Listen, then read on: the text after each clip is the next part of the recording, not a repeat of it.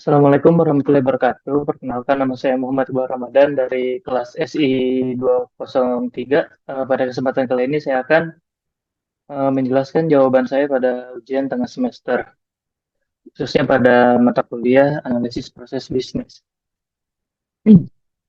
Di soal nomor satu, sebutkan perbedaan dari DMAIC dan di FSS. Eh, Berikut adalah perbedaan utama dari DMIC atau bisa disebut define, measure, analyze, improve, kontrol, dan di FSS design for Sigma. Yang pertama di MIC berfokus pada perbaikan, menghilangkan penyebab masalah dan mengidentifikasi peningkatan dan optimalisasi dari proses yang sudah ada. Di MIC ini bertujuan memperbaiki proses yang ada. Metode ini berfokus pada peningkatan dan optimalisasi proses yang sudah berjalan melalui 5 tahap, yaitu define, menetapkan, measure, mengukur, analyze, menganalisis, improve, memperbaiki, dan kontrol, mengontrol. Di Messi memiliki beberapa tahapan. Tahapan pertama menetapkan, mengidentifikasi masalah, area perbaikan, dan persyaratan dari si klien. Tahap kedua ada measure, mengukur. Pada tahap ini mengumpulkan data pada proses saat ini dan mengukur kinerja pada proses saat ini. Analyze, menganalisis data untuk mengidentifikasi penyebab masalah pada proses. Yang keempat ada improve, memperbaiki, mengembangkan dan mengimplementasikan solusi untuk memperbaiki masalah pada proses. Yang kelima ada control, mengontrol, memastikan bahwa perbaikan yang dilakukan tetap bertahan dalam jangka panjang dan tetap optimal. Sedangkan di FSS itu berfokus untuk merancang produk atau proses baru yang bebas dari cacat dan berkualitas tinggi sejak awal. Fokus utamanya adalah pencegahan cacat dan memastikan bahwa proyek baru ini memenuhi standar kualitas yang tinggi dan ketat.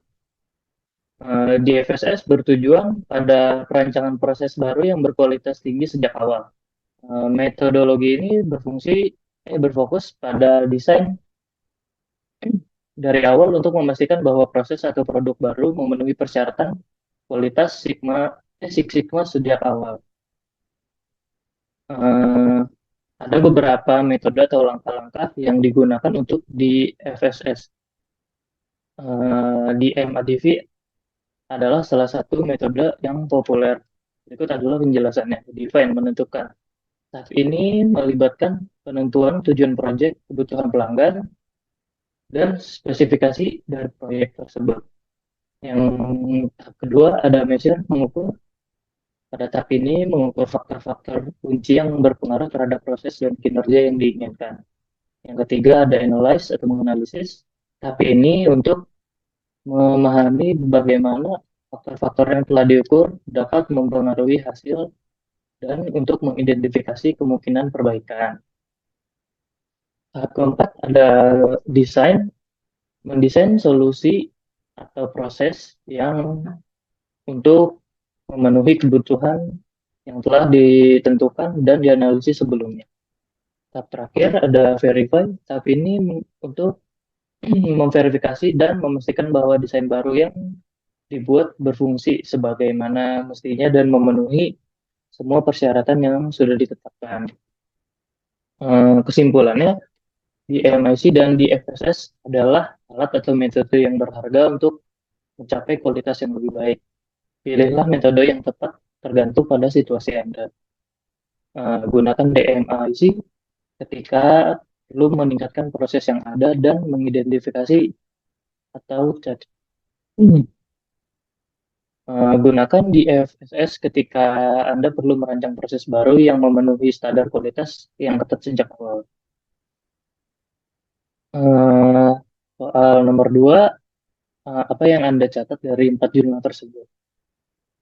Di jurnal pertama dan kedua, dari penelitian ini menunjukkan penerapan LSS 4.0 dan metodologi DMIC dapat secara signifikan mengoptimalkan pekerjaan, mengurangi biaya, dan meningkatkan efisiensi operasional. Temuan ini dapat digunakan oleh organisasi untuk mengatasi tantangan dan mengoptimalkan pekerjaan, meningkatkan efisiensi, dan memastikan kepatuhan terhadap regulasi.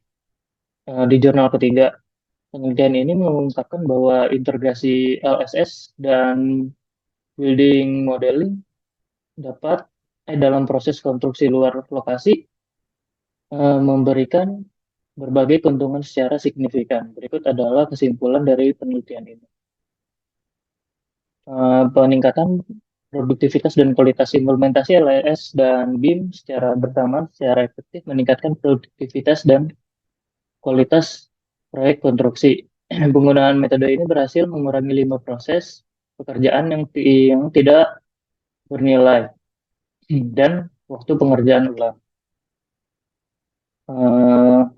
Yang kedua ada penghematan biaya. Penggunaan LSS dan BIM dalam OSM menghasilkan penghematan biaya sebesar 32% dibandingkan dengan metode konstruksi tradisional. Penghematan ini mencakup beberapa aspek, termasuk biaya desain, biaya pembangunan, dan pengurangan jam kerja yang diperlukan.